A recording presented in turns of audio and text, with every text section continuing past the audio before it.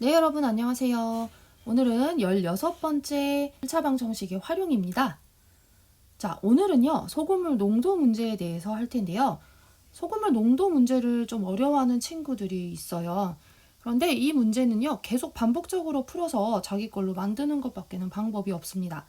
선생님이 오늘부터 며칠간 유형별로 정리를 해 드릴 테니까 매일매일 그 유형을 자기의 걸로 만들어 보고 새로운 유형이 나왔을 때도 적용해 볼 수 있는 힘을 길러 보시기 바랍니다.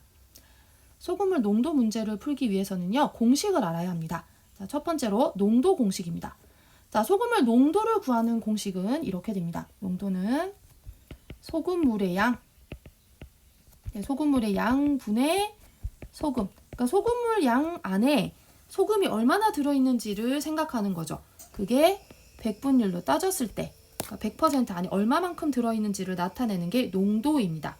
자, 다시 큰 소리로 따라해 볼까요? 농도는 소금물의 양분의 소금 곱하기 100. 간단하게는 소금물 분의 소금 곱하기 100.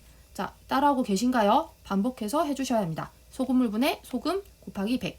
농도는 소금물 분의 소금 곱하기 100. 자, 이제 두 번째는 소금인데요. 실질적으로 문제에서 더 많이 쓰이는 것은 농도가 아니라 소금입니다. 네, 소금 별표 쳐주실까요? 자, 소금은 위에 농도 공식에서 구할 수 있는데요. 자, 실제로 100분의 농도 곱하기 소금물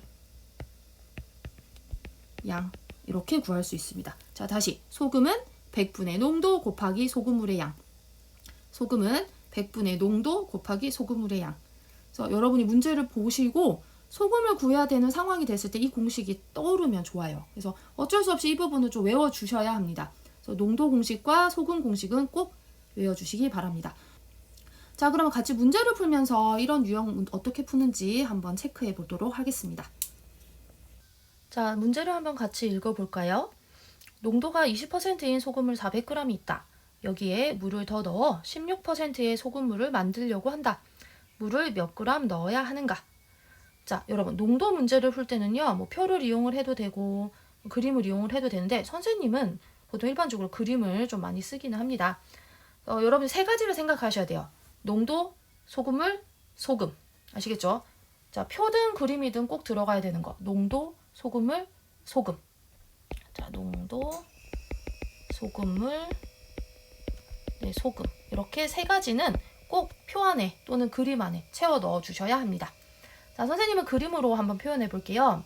자, 여기서 일단 구해야 하는 것이 무엇인가요? 그죠? 물을 몇 그램 넣어야 되는가? 물을 몇 그램 넣어야 되는가? 이게 핵심이었죠? 그래서 이거를 xg이라고 두겠습니다. 넣어야 되는 물을 xg이라고 두는 겁니다. 자, 그러면 첫 번째 이미 기존에 있는 그릇에 얼마만큼이 들어있는지를 한번 볼까요? 농도가 몇 퍼센트? 20%입니다. 자, 소금물이 어떻게 돼요? 소금물은 400g입니다. 그쵸?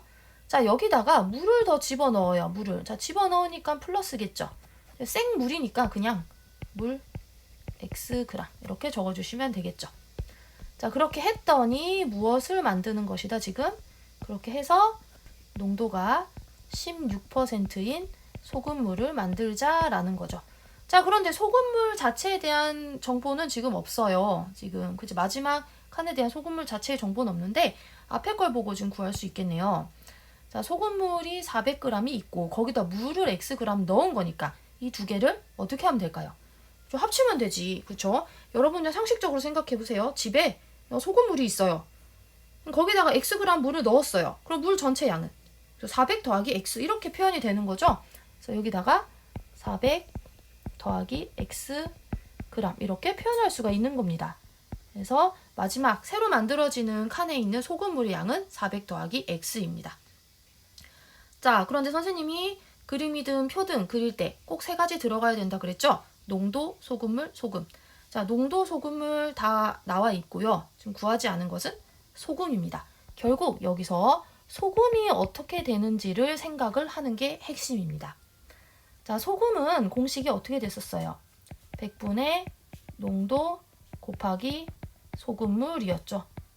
자, 100분의 농도 곱하기 소금물. 그러면 얘는 어떻게 돼요? 100분의 20. 농도가 20이니까 거기다가 소금물의 양 400 이렇게 되니까 계산해 주시면 80g 이렇게 되겠네요. 자, 첫 번째 칸은 80g의 소금이 들어있습니다.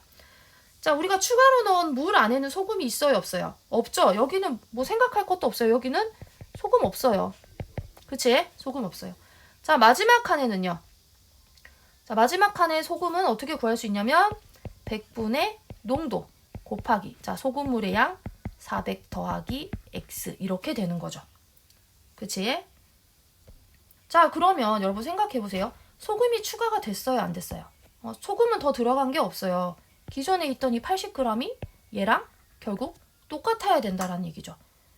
왜냐면 소금을 더 추가로 넣은 건 아니니까 원래 있던 소금이 사라지지도 않고 늘어나지도 않았어요. 그렇기 때문에 결국 여기서 구할 수 있는 식은 마지막에 있는 요 소금, 이 소금의 양과 앞에 있던 80g이 같아진다라는 게 핵심인 겁니다. 따라서 방정식을 세어보면 100분의 16 곱하기 400 더하기 x는 80g이다. 이렇게 쓸 수가 있는 거죠.